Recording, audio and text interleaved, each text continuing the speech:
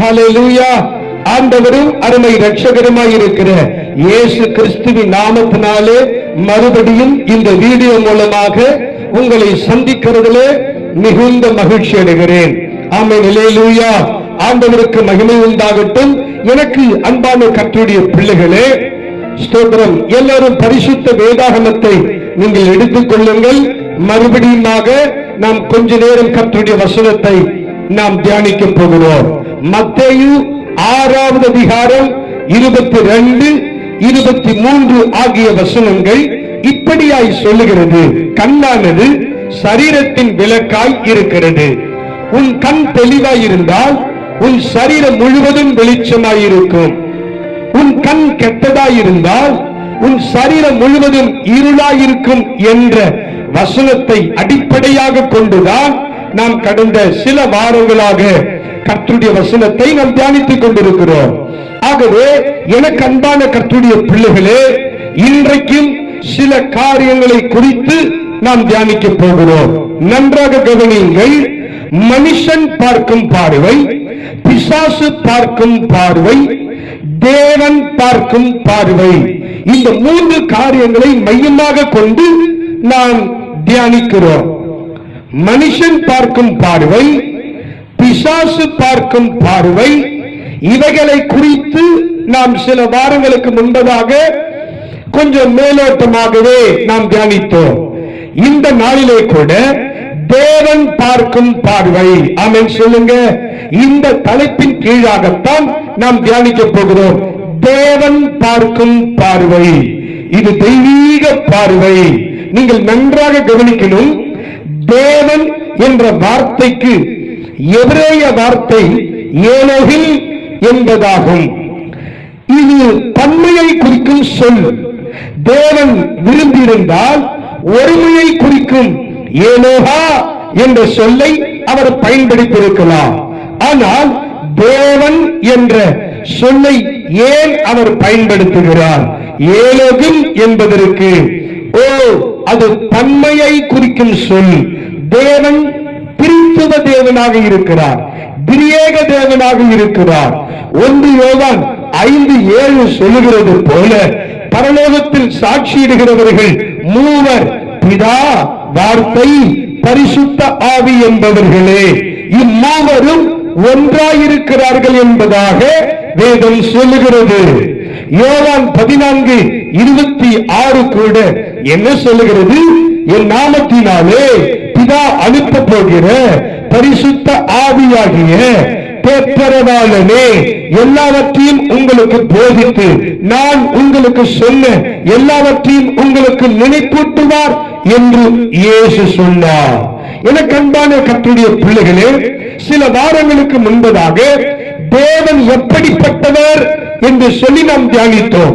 தேவன் சர்வ வல்லமை உள்ளவர், தேவன் சர்வ சிருஷ்டிகர், தேவன் சர்வ ஞானி, தேவன் எங்கும் நிறைந்திருப்பவர், தேவன் எல்லாம் அறிந்தவர், தேவன் மகா பரிசுத்தர், தேவன் நித்தியமாய் இருப்பவர் என்று சொல்லி நாம் கர்த்தருடைய வார்த்தையை நாம் தியானித்தோம். ஆகவே எனக்கு அன்பான கர்த்தருடைய ஜனங்களே, இப்படிப்பட்ட ஒரு மகத்துவம் உள்ள தேவன், இப்படிப்பட்ட ஒரு அதிசயமான தேவன், இப்படிப்பட்ட ஒரு உண்மை உள்ள தெய்வம், அவர் பார்க்கும் பார்வை எப்படிப்பட்டது? இதைத்தான் இன்றைக்கு நாம் தியானிக்க போகிறோம். ஆமென். அல்லேலூயா. ஸ்தோத்திரம். தேவன் பார்க்கும் பார்வை.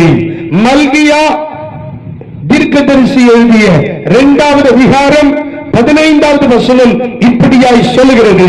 அவர் ஒருவரை அல்லவா படைத்தார், ஆவி அவரிடத்தில் பரிபூர்ணமாய் இருந்தது, பின்ன ஏன் ஒருவனை படைத்தார்? தேவ பக்தி உள்ள சந்ததியை பெறும்படி தானே. தேவ பக்தி உள்ள சந்ததியை பெறும்படி தானே. ஆமென். அல்லேலூயா. கர்த்தருக்கு ஸ்தோத்திரம்.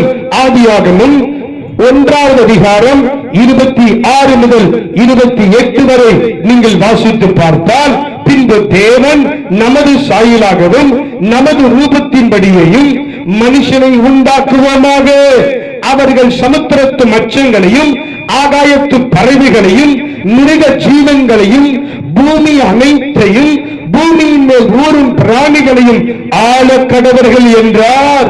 தேவன் தம்முடைய சாயலாக மனுஷனை சிருஷ்டித்தார். அவனை தேவ சாயலாகவே சிருஷ்டித்தார். ஆணும் பெண்ணுமாக அவர்களை சிருஷ்டித்தார். பின்பு தேவன் அவர்களை நோக்கி, நீங்கள் பலுகி பெருகி பூமியை நிரப்பி அதை கீழ்ப்படுத்தி சமுத்திரத்தின் மச்சங்களையும் ஆகாயத்து பறவைகளையும் பூமியின் மேல் நடமாடுகிற சகல ஜீவ சந்துக்களையும் ஆண்டு கொள்ளுங்கள் என்று சொல்லி தேவன் அவர்களை ஆசீர்வதித்தார். அல்லேலூயா. அவர் ஒருவனை அல்லவா படைத்தார். ஆவி அவரிடத்தில் பரிபூரணமாயிருந்தது.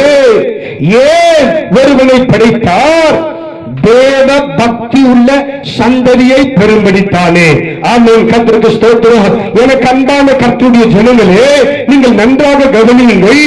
தேவ பக்தி உள்ளவர்களை விரும்பி பார்க்கிற பார்வை. இந்த ஒரு காரியத்தை இன்றைக்கு நாம் தியானிக்க போகிறோம். அப்படியானால் இப்படி தேவ சாயலாக படைக்கப்பட்ட இந்த மனிதன் பிசாசின் வஞ்சக வலையிலே அவன் விழுந்ததினால தேவ மகிமை அற்றவனாய் மாறினான். இந்த மனுக்குலம் பாவத்துல, சாபத்துல, மரணத்துல விழுந்து போனது. தண்டிக்கப்பட்டவர்களாய், கோபாக்கினின் பிள்ளைகளாய் இந்த உலகம் மாறி போனது. ஆகவே ரோமர் 3வது அதிகாரம் 23வது வசனம் சொல்லுகிறது போல, எல்லாரும் பாவம் செய்து தேவ மகிமை அற்றவர்களாய் மாறி போனார்கள். சங்கீதம் 51:5 சொல்லுகிறது போல, இதோ நான் துர்க்குணத்தில் உருவானேன், என் தாய் என்னை பாவத்தில் கர்ப்பம் தரித்தாள் என்று சங்கீதக்காரன் எழுதி வைத்திருக்கிறார். எனக்கு அன்பான கர்த்தருடைய ஜனங்களே, இப்படி தேவ சாயலாய் படைக்கப்பட்ட இந்த மனுக்குலம் பாவம் செய்து அந்த மகிமையை இழந்து போனது. சாத்தானின் வஞ்சக வலையிலே விழுந்து போனதுனால இந்த உலகம் மரணத்தை சந்தித்தது. இந்த உலக மனிதர்கள் பாவத்திலே, சாபத்திலே, வியாதியிலே, மரண படுக்கையிலே மூழ்கி போனார்கள். ஆகவே மெய்யான தெய்வமாக இருக்கிற ஆண்டவராகிய இயேசு இந்த பூமியிலே தோன்றினார். இழந்து போனதை தேடுவதற்காக, பாவிகளை ரட்சிக்கும்படியாக, பிசாசின் வல்லமையில் அகப்பட்ட யாவரையும் குணமாக்கும்படியாக, விடுவிக்கும்படியாக, இந்த உலக மக்களுக்கு சமாதானத்தை கொடுக்கும்படியாக, பரிசுத்த பலியாக தன்னையே ஒப்பு கொடுக்கும்படியாக, நித்திய ஜீவனை கொடுக்கும்படியாக இயேசு இந்த பூமியிலே தோன்றினார். ஆமென். அல்லேலூயா. யோவான் 3:16 சொல்லுகிறபடி, தேவன் தம்முடைய ஒரே பேரான குமாரனை விசுவாசிக்கிறவன் எவனோ அவன் கெட்டு போகாமல் நித்திய ஜீவனை அடையும்படிக்கு அவரை தந்தருளி இவ்வளவாய் உலகத்தில் அன்பு கூர்ந்தார். Praise the Lord. ஆண்டவருக்கு மகிமை உண்டாகட்டும். ஆகவே இப்படிப்பட்ட ஒரு மகத்துவம் உள்ள தேவன் எபிரேயர் 2:14 சொல்லுகிறது, ஆதலால் பிள்ளைகள் மாமிசத்தையும் இரத்தத்தையும் உடையவர்களாய் இருக்க அவரும் அவர்களைப் போல மாமிசத்தையும் இரத்தத்தையும் உடையவர் ஆனார். மரணத்துக்கு அதிகாரியாகிய பிசாசானவனை தமது மரணத்தினாலே அழிக்கும்படிக்கும் ஜீவ காலமெல்லாம் மரண பயத்தினாலே அடிமைத்தனத்திற்கு உள்ளானவர்கள் யாவரையும் விடுதலை பண்ணும்படிக்கும் அப்படி ஆனார். ஆமென். அல்லேலூயா. எனக்கு அன்பான கர்த்தருடைய ஜனங்களே, இப்படிப்பட்ட ஒரு அதிசயமுள்ள தெய்வத்தை தான் நாம் ஆராதித்துக் கொண்டிருக்கிறோம்.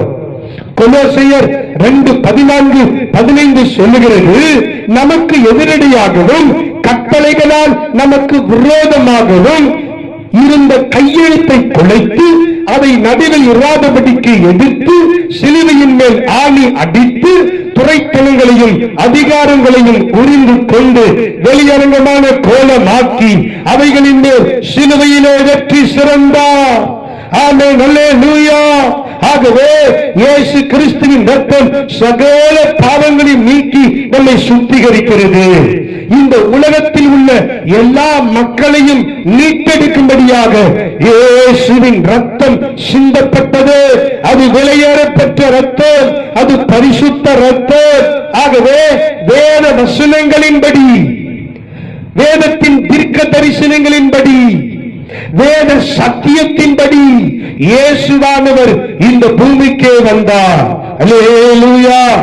தன்னை பரிசுத்த பலியாக ஒப்பு கொடுத்தார். அதைத்தான் 1 தீமோத்தேயு 3ஆம் அதிகாரம் 16வது வசனம் இப்படி சொல்லுகிறது. அன்றியும் தேவ பக்திக்குரிய ரகசியமானது யாவரும் ஒப்புக்கொள்ளுகிறபடியே மகா மேன்மை உள்ளது.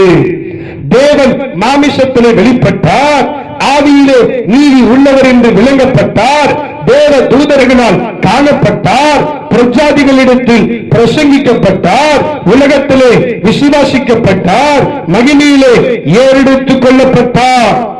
ஆக இப்படிப்பட்ட ஒரு மகத்துவம் உள்ள தேவன், இப்படிப்பட்ட ஒரு அதிசயமான ஒரு தேவன் பார்க்கும் பார்வை அது எப்படிப்பட்டது? தேவ பக்தி உள்ளவர்களை விரும்பி பார்க்கும் பார்வை. இந்த ஒரு காரியத்தை தான் இன்றைக்கு நாம் தியானிக்க போகிறோம். கர்த்தருக்கு ஸ்தோத்திரம். என்னோடு கூட ஆதியாகமம் 6ஆம் அதிகாரம் 5வது வசனம் முதல் 12வது வசனம் வரைக்கும் நாம் தியானிக்க போகிறோம். நன்றாக கவனிங்கள். அங்கே வேதம் சொல்லுகிறது, பக்தி உள்ளவர்களுக்கும் பக்தி இல்லாதவர்களுக்கும் ஒரு வித்தியாசத்தை காணக்கூடிய ஒரு சம்பவத்தை இங்கே பார்க்க முடிகிறது. எனக்கு அன்பான கர்த்தருடையவர்களே, 5வது வசனம் இப்படி சொல்லுகிறது, மனுஷருடைய அக்கிரமம் பூமியிலே பெருகினது என்றும் அவன் இருதயத்து நினைவுகளின் தோற்றம் எல்லாம் நித்தமும் பொல்லாததே என்றும் கர்த்தர் கண்டு தாம் பூமியிலே மனுஷனை உண்டாக்கினதற்காக கர்த்தர் மனஸ்தாபப்பட்டார். அது அவர் இருதயத்துக்கு விசனமாயிருந்தது. அப்போது கர்த்தர் மனுஷனை நிக்கரகம் பண்ணுவேன் என்று தீர்மானித்தார். எனக்கு அன்பான கர்த்தருடைய ஜனங்களே, நீங்கள் நன்றாக கவனிக்கணும். நோவா என்ற ஒரு மனிதன் வாழ்ந்த காலகட்டத்தில் மனுஷனுடைய அக்கிரமம் பூமியிலே பெருக தொடங்கியது. ஆகவே கர்த்தருடைய கோபம் வெளிப்பட்டது. பூமியானது தேவனுக்கு முன்பாக சீர்கெட்டதாயிருந்தது. பூமி கொடுமையினால் நிறைந்திருந்தது. மாம்சமான யாவரும் பூமியின் மேல் தங்கள் வழியை கெடுத்துக் கொண்டிருந்தார்கள். எனக்கு அன்பானவர்களே, இப்படிப்பட்ட ஒரு கொடுமையான ஒரு நிலைமை, பக்தி இல்லாதவர்களாய் ஜனங்கள் மாறி போனார்கள். ஆகவே தேவன் இந்த பூமியில் உள்ள ஜனங்களை பார்த்து அவர் மிகவும் வேதனைப்பட்டார். ஆனால் ஆதியாகமம் 6ஆவது அதிகாரம் 8-9 வசனம் இப்படியாய் சொல்லுகிறது, நோவாவுக்கோ கர்த்தருடைய கண்களில் கிருபை கிடைத்தது என்பதாக வேதம் சொல்லுகிறது. நோவாவுக்கோ கர்த்தருடைய கண்களில் கிருபை கிடைத்தது. நோவா தன் காலத்தில் இருந்தவர்களுக்குள்ளே நீதிமானும் உத்தமனுமாயிருந்தான். நோவா தேவனோடு சஞ்சரித்துக் கொண்டிருந்தார். அல்லேலூயா. ஆகவே கர்த்தர் நோவாவையும் அவருடைய குடும்பத்தையும் காப்பாற்றும்படி சித்தமுள்ளவராயிருந்தார். எபிரேயர் 11:7 சொல்லுகிறது, விசுவாசத்தினாலே நோவா தற்காலத்திலே காணாதவைகளை குறித்து தேவ எச்சரிப்பு பெற்று பயபக்தி உள்ளவனாகி, நன்றாக கவனிங்கள், பயபக்தி உள்ளவனாகி தன் குடும்பத்தை ரட்சிப்பதற்கு பேழையை உண்டு பண்ணினான். அதனாலே அவன் உலகம் ஆக்கினிக்குள்ளானது என்று தீர்த்து விசுவாசத்தினால் உண்டாகும் நீதிக்கு சுதந்திரவாளியானான். பயபக்தி உள்ளவனாகி விசுவாசத்தினால் உண்டாகும் நீதிக்கு சுதந்திரவாளியானான். ஆமென், அல்லேலூயா. கர்த்தருக்கு மகிமை உண்டாகட்டும். எனக்கு அன்பான கர்த்தருடைய ஜனங்களே, பயபக்தி உள்ளவனாகி நீதிக்கு சுதந்திரவாளியானார். 2 பேதுரு 2வது அதிகாரம் 5வது வசனம் இப்படி சொல்லுகிறது, பூர்வ உலகத்தையும் தப்பவிடாமல் நீதியை பிரசங்கித்தவன் ஆகிய நோவா முதலான 8 பேரை காப்பாற்றி அவபக்தி உள்ளவர்கள், நன்றாக கவனியுங்கள், அவபக்தி உள்ளவர்கள் நிறைந்த உலகத்தின் மேல் ஜல பிரளயத்தை வரப்பண்ணினார். ஸ்தோத்திரம், ஸ்தோத்திரம். அவபக்தி உள்ளவர்கள் மேல் கர்த்தர் ஜல பிரளயத்தை வரப்பண்ணி அழிவை உண்டாக்கினார். எனக்கு அன்பான கர்த்தருடைய ஜனங்களே, இன்றைக்கு நீங்களும் நானும் எப்படி வாழ்ந்து கொண்டிருக்கிறோம்? பக்தி உள்ளவனாகி நோவா தன்னுடைய குடும்பத்தையும் நீதிக்கு சுதந்திரவாளியானார், விசுவாசத்தினாலே நீதிக்கு சுதந்திரவாளியானார். ஆனால் அவபக்தி உள்ளவர்கள் ஜல பிரளயத்தினாலே அழிக்கப்பட்டு போனார்கள், தேவனுடைய கோபத்துக்கு ஆளாகி போனார்கள். இன்றைக்கு நீங்களும் நானும் நம்முடைய தேவ பக்தி எப்படி இருக்கிறது? தேவன் விரும்புகிற வண்ணமாக நம்முடைய பக்தி இருக்கிறதா? தேவனுக்கு பயப்படுகிற பயம் எப்படி இருக்கிறது? ஒவ்வொரு நொடியிலேயும் நம்முடைய வாழ்க்கையிலே, நம்முடைய சிந்தையிலே, நம்முடைய நடக்கையிலே, நம்முடைய சகல காரிய எல்லாவற்றிலேயும் தேவனுக்கு பயப்படுகிற பயம், தேவ பக்தி இருக்கிறதா? பக்தி உள்ளவர்கள் காப்பாற்றப்பட்டார்கள், அவபக்தி உள்ளவர்கள் அழிந்து போனார்கள்.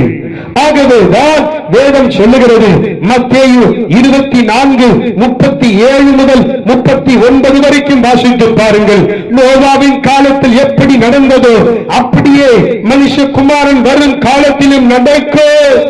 பெண் கொண்டும் பெண் கொடுத்தும் புசித்தும் குடித்தும் ஜனங்கள் சீர்கெட்டு போயிருந்தார்கள், உணர்வு இல்லாதிருந்தார்கள்.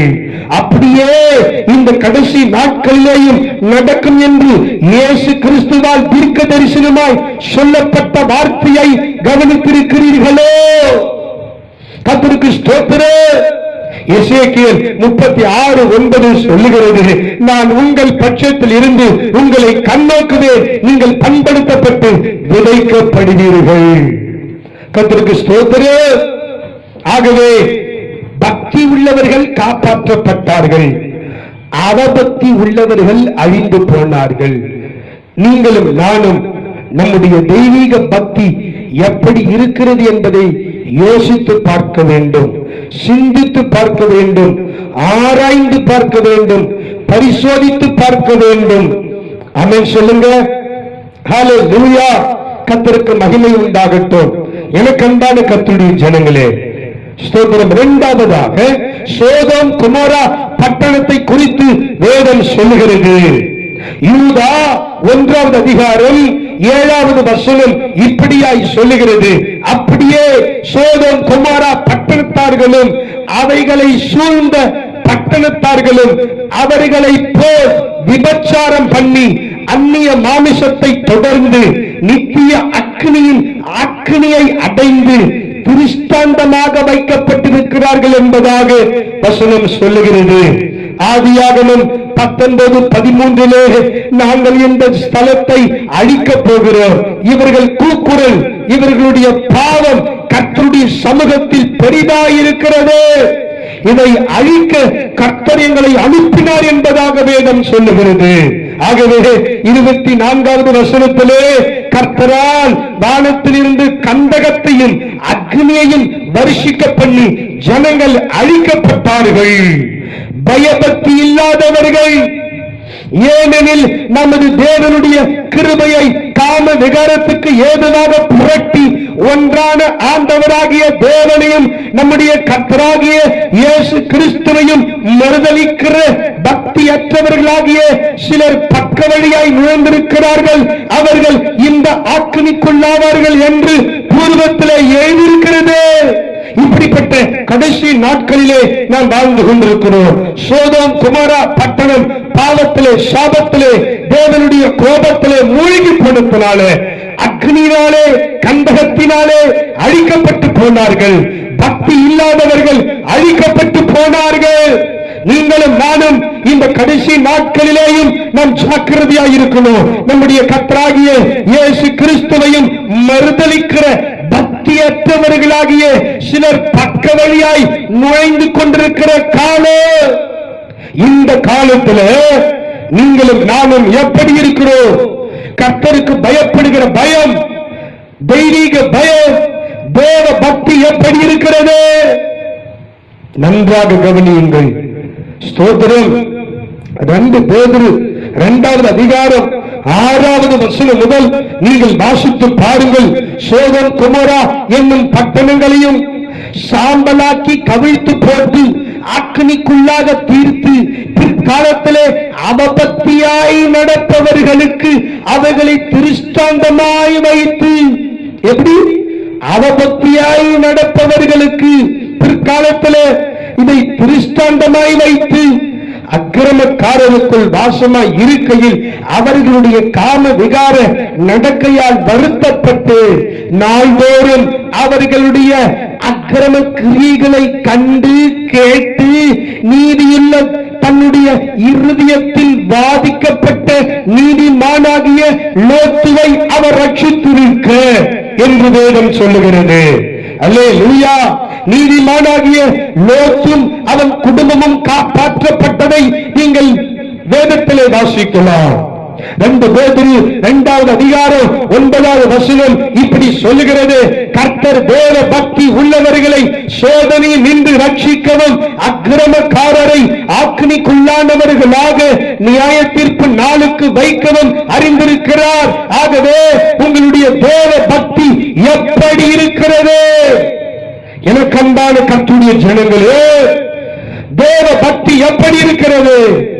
தேவன் நம்மை பார்த்து கொண்டிருக்கிறார்.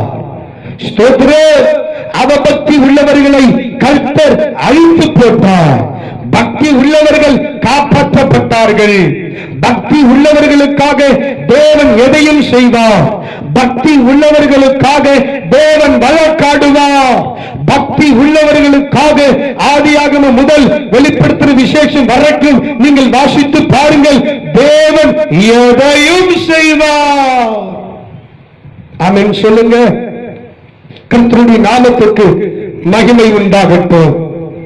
யாக்கோபு 1:27 சொல்லுகிறது.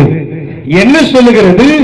திக்கற்ற பிள்ளைகளும் விதவைகளும் படுகிற உபத்திரவத்திலே அவர்களை விசாரிக்கிறதும் உலகத்தால் கரைப்படாதபடிக்கு தன்னை காத்துக் கொள்கிறதுமே பிதாவாகிய தேவனுக்கு முன்பாக மாசில்லாத சுத்தமான பக்தியாயிருக்கிறது. நம்முடைய பக்தி எப்படி இருக்கிறது? தேவன் எதிர்பார்க்கிற பக்தி எப்படிப்பட்டது? திக்கற்ற பிள்ளைகளும் விதவைகளும் படுகிற உபத்திரவத்திலே அவர்களை விசாரிக்கிறதும் உலகத்தால் கரைப்படாதபடிக்கு தன்னை காத்துக் கொள்கிறதுமே பிதாவாகிய தேவனுக்கு முன்பாக மாசில்லாத சுத்தமான பக்தியாய் இருக்கிறது. ஆகவே நீங்களும் நானும் எப்படி வாழ்ந்து கொண்டிருக்கிறோம்? நம்முடைய தெய்வீக பக்தி எப்படி இருக்கிறது? அப்போஸ்தலர் 10:2 கொர்நேலியு என்ற ஒரு மனிதனை குறித்து வேதம் சொல்லுகிறது. அவன் தேவ பக்தி உள்ளவனும் தன் வீட்டார் அனைவரோடும் தேவனுக்கு பயந்தவனுமாய் இருந்து ஜனங்களுக்கு மிகுந்த தர்மங்களை செய்து எப்பொழுதும் தேவனை நோக்கி ஜெபம் பண்ணி கொண்டிருக்கிற ஒரு தெய்வீக மனுஷன். அப்படின்னா தேவ பக்தி உள்ளவன், தேவனுக்கு பயந்தவன், மிகுந்த தான தர்மங்களை செய்கிறவன், எப்பொழுதும் கர்த்தரை நோக்கி ஜெபம் பண்ணி கொண்டிருக்கிறவன். இப்படிப்பட்ட ஒரு மனிதன், அவரை குறித்து வேதம் சொல்லுகிறது. நல்ல கவனிங்க. இவரிடத்திலே பேதுருவை கர்த்தர் அனுப்புகிறார். தேவன் பட்சபாதம் உள்ளவர் அல்ல என்றும் எந்த ஜனத்திலாயினும் அவருக்கு பயந்திருந்து நீதியை செய்கிறவன் எவனோ அவனே அவருக்கு உகந்தவன் என்றும் நிச்சயமாய் அறிந்திருக்கிறேன். எந்த ஜனத்திலாயினும் அவருக்கு பயந்து நீதியை செய்கிறவன் எவனோ அவனே அவருக்கு உகந்தவன் என்று வேதம் நிச்சயமாய் சொல்லுகிறது.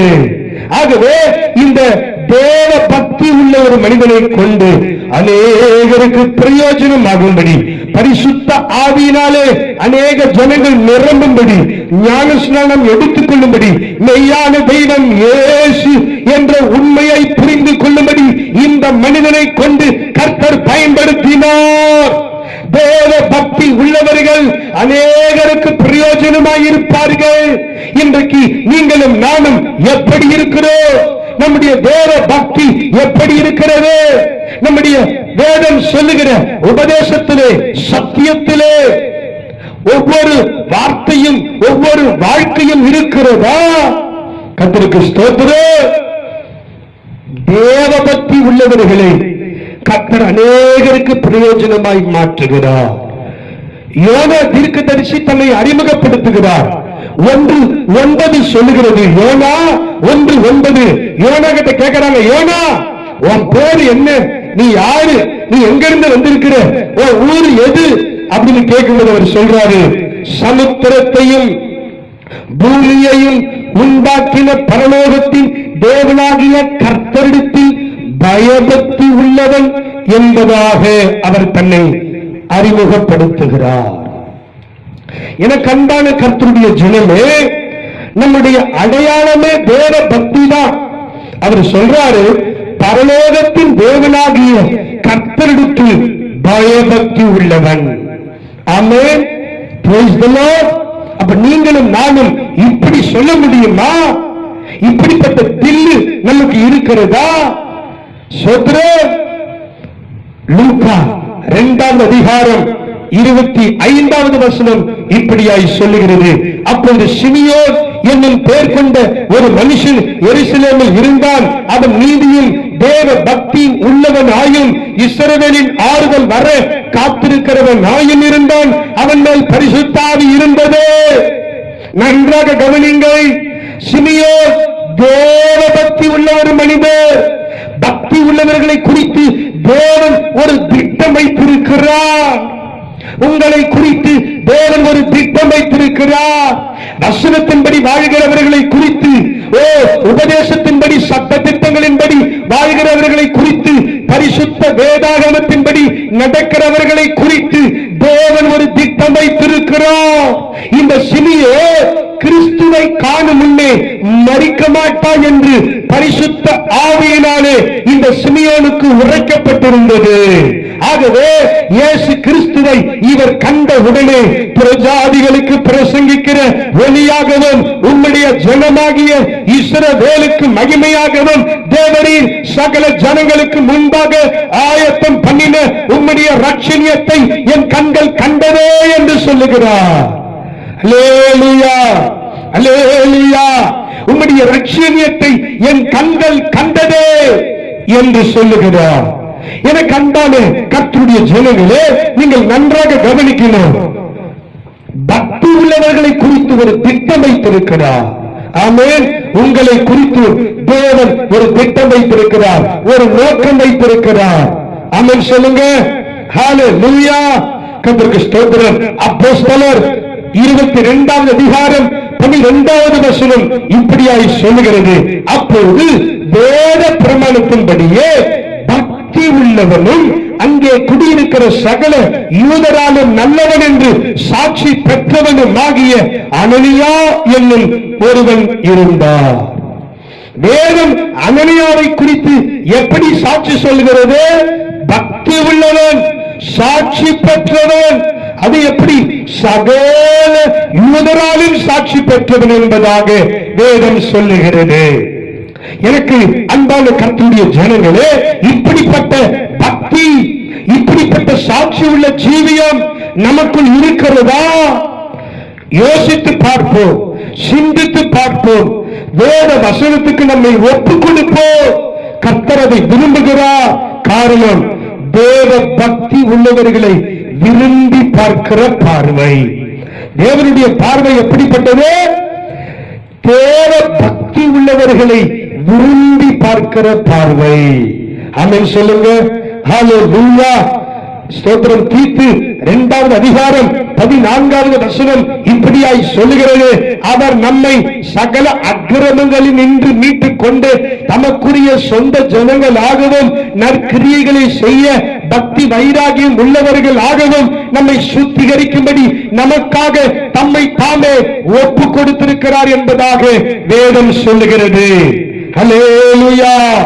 எனக்கு அன்பான கர்த்தருடைய ஜனங்களே, நன்றாக கவனியுங்கள்.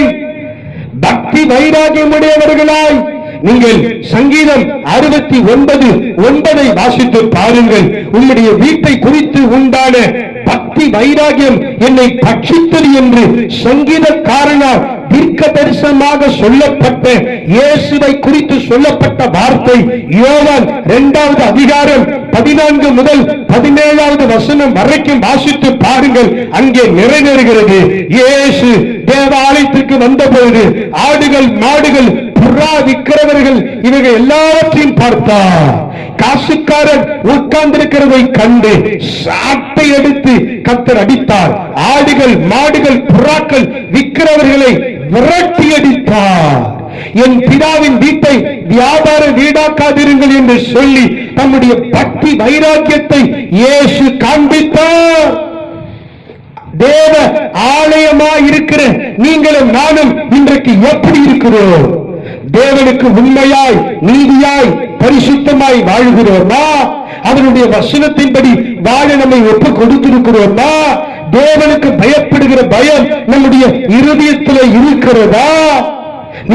நீங்கள் சரித்திரத்தை வாசித்து பாருங்கள். அநேக மிஷனரிகள், அநேகர் இரத்த சாட்சியாய் மரித்திருக்கிறார்கள். தேவ பக்தி உள்ளவர்கள் என்று தங்களை விளங்க பண்ணினதினாலே அநேகரை ஆதாயப்படுத்தினது மாத்திரமல்லாமல் இரத்த சாட்சியாய் மரித்திருக்கிறார்கள். ஆகவே எனக்கு அன்பான கர்த்தருடைய ஜனங்களே, அப்படி சொன்னால் நான் சொல்லிக்கொண்டே போகலாம். நேரம் கருதி யோபு 4வது அதிகாரம் 6வது வசனம் இப்படியாய் சொல்லுகிறது. உம்முடைய தேவ பக்தி உம்முடைய உறுதியாயும் உம்முடைய வழிகளின் உத்தமம் உம்முடைய நம்பிக்கையாயும் இருக்கிறது. கர்த்தருக்கு ஸ்தோத்திரம். சங்கீதம் 4:3 சொல்லுகிறது, பக்தி உள்ளவனை கர்த்தர் தமக்காக தெரிந்து கொண்டார் என்று அறியுங்கள். நான் கர்த்தரை நோக்கி கூப்பிடுகையில் அவர் கேட்பார் என்பதாக வேதம் சொல்லுகிறது. பக்தி உள்ளவர்களை தேவன் தமக்காக தெரிந்து கொண்டார். ஆமென் சொல்லுங்க. ஹல்லேலூயா. ஆகவே இந்த உலகத்தால் உண்டாக்குகிற இந்த கவலைகள், பிரச்சனைகள், போராட்டங்களை கண்டு நீங்கள் சோர்ந்து போக வேண்டாம். இந்த கொடிய வியாதி கொரோனாவை குறித்து நீங்கள் சோர்ந்து போக வேண்டாம். கர்த்தர் தேவ பக்தி உள்ளவர்களை கண்ணோக்கி பார்க்கிறார், காப்பாற்றுகிறார், நமக்காக வழக்காடுவார், நமக்காக யாவையும் செய்து முடிப்பார். நமக்காக இல்லாதவைகளை இருக்கிறவை போல அழைக்கிற கர்த்தர் சகலவற்றையும் செய்ய போதுமானவராய் இருக்கிற தேவன் நமக்கு விரோதமாய் இருக்கிற எல்லா தடைகளை உடைப்பார். அற்புதங்கள் நடக்கும், கிருபைகள் பெருகும். நிச்சயமாக பக்தி உள்ளவர்களுக்காக தேவன் எதை வேணாலும் செய்வார். ஆமென் சொல்லுங்க. எரேமியா 2:2 சொல்லுகிறது, விதைக்கப்படாத தேசமாகிய வனாந்தரத்திலே நீ என்னை பின்பற்றி வந்த உன் இளவயதின் பக்தியையும் நீ வாழ்க்கைப்பட்ட போது உனக்கு இருந்த நேசத்தையும் நினைத்திருக்கிறேன் என்பதாக கர்த்தர் சொல்லுகிறார். இந்த சத்தத்தை கவனித்துக் கொண்டிருக்கிற கர்த்தருடைய ஜனமே, உன் இளவயதின் பக்தியையும் நீ வாழ்க்கைப்பட்ட போது உனக்கு இருந்த நேசத்தையும் கர்த்தர் நினைத்திருக்கிறார். ஆகவே உங்களுக்காக யாவையும் செய்து முடிப்பார். கர்த்தருடைய பரிசுத்த நாமம் மகிமைப்படுவதாக. சங்கீதம் 12வது அதிகாரம் 1வது வசனம் சொல்லுகிறது, ரட்சியும் கர்த்தாவே, பக்தி உள்ளவன் அற்று போகிறான், உண்மை உள்ளவர்கள் மனுபுத்திரரில் குறைந்திருக்கிறார்கள். பக்தி உள்ளவர்கள் அற்று போகிறார்கள். நூதன உபதேசத்துல, சுகபோகமான உபதேசத்துல, செழிப்பின் உபதேசத்துல எப்படி வேணாலும் வாழலாம், என்ன வேணாலும் செய்யலாம்னு சொல்லி ஜனங்களை அநேகர் விழப்பண்ணி கொண்டிருக்கிறார்கள். ஆகவே பக்தி உள்ளவன் அற்று போகிறான். தேசத்தில் பக்தி உள்ளவன் அற்று போனான். மனுஷரில் செம்மையானவன் இல்லை. அவர்கள் எல்லாரும் ரத்தம் சிந்தி பதிவிருக்கிறார்கள். அவனவன் தன் தன் சகோதரனை வலையிலே பிடிக்க வேட்டையாடுகிறான் என்று நீகா 7:2 சொல்லுகிறது. எனக்கு அன்பான கர்த்தருடைய ஜனமே, கர்த்தருடைய வசனம் இப்படி சொல்லுகிறது. பக்தி உள்ள ஜனங்கள் இந்த கடைசி நாட்களிலே அற்று போகிறது வேதம் சொல்லுகிறது. நீங்களும் நானும் எப்படி இருக்கிறோம்? மிகுந்த ஜாக்கிரதையாய் இருக்க வேண்டும். சாத்தானின் உபதேசங்களுக்கு, கள்ள உபதேசங்களுக்கு, கள்ள போதனைகளுக்கு நாம் ஜாக்கிரதையாய் இருக்க வேண்டும். இது கடைசி காலம். யோவான் 9:31 சொல்லுகிறது, பாவிகளுக்கு தேவன் செவி கொடுக்கிறது இல்லை என்று அறிந்திருக்கிறோம். ஒருவன் தேவ பக்தி உள்ளவனாய் இருந்து அவருக்கு சித்தமானதை செய்தால் அவர் அவளுக்கு செவி கொடுப்பார். Praise the Lord. அவர் உங்களுக்கு செவி கொடுப்பார். அவருக்கு சித்தமானதை செய்தார், அவருக்கு பிரியமானபடி வாழ்ந்தார், அவருடைய வசனத்தின்படி வாழ்ந்தார், அவர் நமக்கு செவி கொடுப்பார். எபேசியர் 4:29 சொல்லுகிறது, கெட்ட வார்த்தை ஒன்றும் உங்கள் வாயிலிருந்து புறப்பட வேண்டாம். பக்தி விருத்திக்கு ஏதுவான நல்ல வார்த்தை உண்டானால் அதையே கேட்கிறவர்களுக்கு பிரயோஜனம் உண்டாகும்படி பேசுங்கள்.